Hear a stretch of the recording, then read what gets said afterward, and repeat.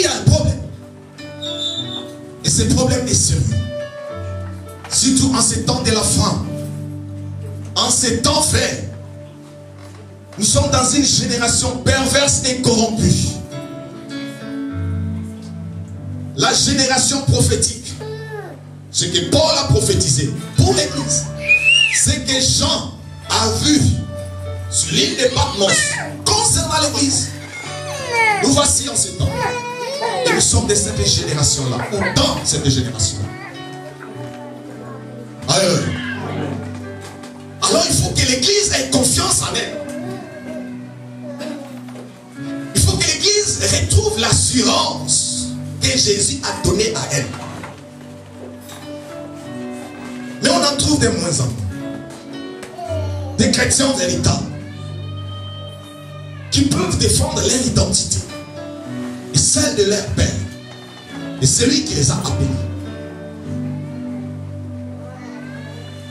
Aujourd'hui, le nom de Dieu, le nom de Jésus, Yahushua est blasphémé ici et là. Et très souvent, et malheureusement, c'est à cause de ceux qui entrent et qui aimaient son temps, appelés chrétiens.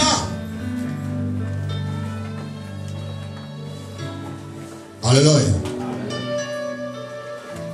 Alors il faut que l'église retrouve son identité. Retrouve la place des siennes. Une église rassurée. Jésus a si bien dit. Les portes de l'enfer, Pharaon, son armée, ses acolytes, son équipe ne prévaudra. Pharaon ne pourra rien. Ça c'est l'assurance. Ça c'est la confiance qu'il doit avoir l'église en ce temps de la fin.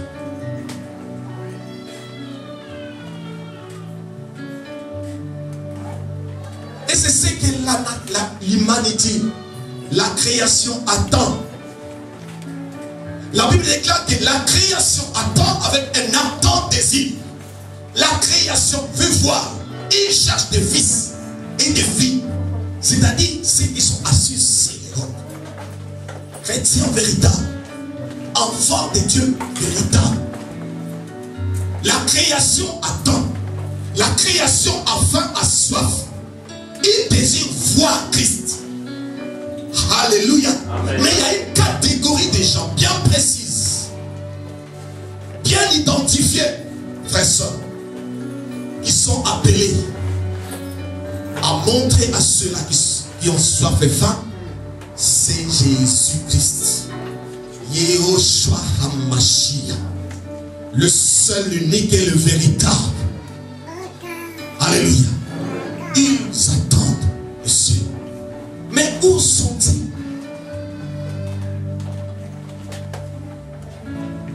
Que nous présente-t-on aujourd'hui? Qu'est-ce qu'on nous présente? Qu'est-ce qu'on nous montre? Quel Jésus? Médiocre. Quelle église? Voilà le problème. Alléluia. L'assurance et la confiance. Dieu dit, Dieu a fait un constat. Dieu a remarqué, il a entendu et il a vu que le peuple n'avait plus confiance, que le peuple avait désespéré, il avait oublié son identité. Voilà pourquoi il y a eu des cris, voilà pourquoi il y a eu des pleurs, des paniques, des sauts du peuple, des questionnements. Dieu a vu toutes ces choses. Dieu s'est étonné. Je veux dire à quelqu'un, frère, soeur, des fois Dieu s'étonne de nos attitudes. Donc quelqu'un n'a pas compris. Des fois Dieu s'étonne par rapport à ton attitude, par rapport à ta façon de faire. Des fois Dieu s'étonne. Mais c'est pas possible. Celle-ci est ma fille. Celui-ci est mon fils. En réalité, devant ces problèmes, devant cette situation, mon fils à moi, ma fille à moi, ne pouvait pas se comporter de la sorte. Ne pouvait pas paniquer. Ne pouvait pas désespérer. Ne pouvait pas crier ni pleurer. Il ne pouvait que me bénir. Il ne pouvait que louer mon nom. Mais pourquoi des cris? Pourquoi une attitude contraire? Dieu s'étonne. Dieu s'était étonné des enfants d'Israël. Pourtant, ce qui arriva dans la vie des enfants d'Israël a été déjà prédit des siècles avant. Dieu a rencontré leur père. Il n'existait pas encore. Il avait prédit, il avait averti à leur père: ta postérité ira en captivité dans un pays étranger. Il ne sera pas sien. Et il sera esclave. Il sera asservi. Mais Dieu a bien dit, cela ne sera que temporaire. Cela ne sera que pour un temps. Pourquoi? Parce que 400 ans après, je viendrai et je les délivrerai de la captivité. Ça, c'était une promesse. Et Dieu, quand il promet, il promet. Quand tu dis une chose, il l'a dit. Et ce qu'il dit, il fait. C'est la chose pour l'accomplir. Puisqu'il n'est pas un homme, la Bible nous dit, ni un fils de l'homme, mais il est Dieu. Il a promis. Il a dit 400 ans plus tard, je reviendrai. Moi, Dieu, je les délivrerai de la captivité. Je les délivrerai de l'esclavagisme. Il sera de nouveau libre. Et c'est alors qu'il me servira. Il a parlé d'un peuple futur. Ce peuple qui n'existait pas encore. Mais Dieu avait déjà planifié. Sur ce peuple-là qui n'existait pas encore, il y avait une destinée. Laisse-moi te dire que tu n'es pas le fruit d'un hasard. En toi, il y a une destinée. Avant ta naissance, Dieu connaissait. Avant que tu ne sois créé, tu sais, n'est-ce pas, là où tu étais, dans les méandres de Dieu, Dieu te connaissait. Dieu t'avait déjà établi. Dieu avait déjà mis en toi une destinée. Alléluia. Il a mis en toi une destinée. Tu n'es pas le fruit du hasard. Ton existence sur terre, ce n'est pas un hasard. Non, non, ce n'est pas un hasard. Alléluia. Alors pour ça, tu dois connaître qui tu es. C'est quoi ta destinée? Parce que tu en as une. En chacun de nous, il y a une destinée.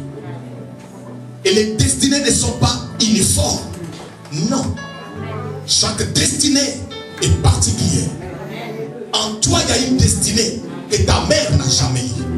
En toi, il y a une destinée qui est différente de celle de ton père. En chacun de nous, il y a une destinée. Et Dieu avait prédestiné la délivrance. 400 ans après, je reviendrai. Et qu'est-ce qui s'est passé? Pendant tous ces 400 ans, le peuple était sous la servitude. Le peuple était là, il servait les Égyptiens. Il servait, première génération servait, deuxième génération servait, troisième, quatrième génération. Et il y a ceux-là qui sont nés, qui ne connaissaient que la servitude. Qui pour eux, la servitude, c'était devenu comme normal. Une habitude, une vie normale. Et nous, nous sommes là pour servir. Fabriquer des briques, c'était devenu une vie normale.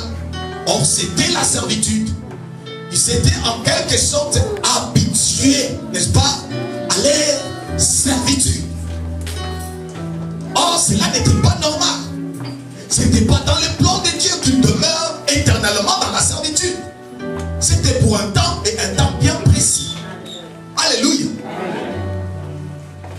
Et laissez-moi vous dire, bien-aimés dans le Seigneur, il y a beaucoup parmi nous qui ne vivent pas et qui ne sont pas encore dans leur destinée, qui sont encore spirituellement en Égypte, qui servent encore les Égyptiens et qui croient que cette vie-là c'est sa vie, qui croient que cette vie-là c'est la destinée que Dieu a réservée pour lui. Laisse-moi te dire que ce n'est pas ta vie, ce n'est pas ta destinée. Cela était pour un temps. Si Dieu l'avait permis, mais c'était pour un temps. Et un temps bien défini. les Égyptiens et il y a un temps pour sortir de la servitude. Alléluia. Il y a un temps pour rester en Égypte et servir les Égyptiens, mais il y a un temps que Dieu a arrêté pour que cela puisse cesser, pour que cela puisse s'arrêter, sortir de l'Égypte et être libre pour servir le Seigneur. Alléluia. Mais voilà que le peuple était habitué. Dans leur habitude, ils ont cru que servir les Égyptiens, c'était ça que Dieu avait prévu pour eux. Or, ce n'était pas ça. Alléluia. Mais la Bible nous dit, là où nous avons dit, lorsque les temps ont été accomplis, c'est Dieu qui est le Dieu des temps.